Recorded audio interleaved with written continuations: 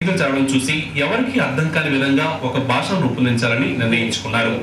అనుకున్నదే తడువుగా 1991 సంవత్సరంలో లిపిని రూపొందించి తన పేరుతోని నాగలిపి అని నామకరణం చేశారు. 2 సంవత్సరాలు సాధన చేసి తన డైరీని లిపిలోనే రాసుకుంటున్నారు.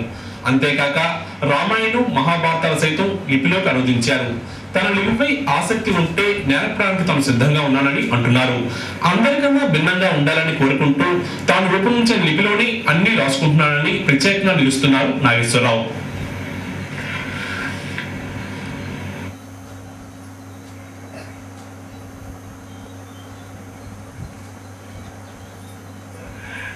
నువ్వు ప్రత్యేకంగా రాయొచ్చు కదా అని చెప్పంటే నాకు మామూలుగా డైరీ రాయడం కాదు, దీన్ని కొత్త పద్ధతిలో రాయాలని చెప్పి ఒక ప్రత్యేకంగా లిపిని తయారు చేశాను. దానికి నాగలిపి అని పేరు పెట్టాను. నా పేరే పెట్టాను. నా పేరు పడాల నాగేశ్వరరావు. తయారు చేయడానికి నాకు సుమారు 1 గంట టైం పట్టింది. అయితే దీనిలో అసలు మొదలుపెట్టడం ఈ చిన్నపిల్లల్లో నేర్చుకోవడానికి అది సుమారు 3-4 నెలలు పట్టింది. దీని తర్వాత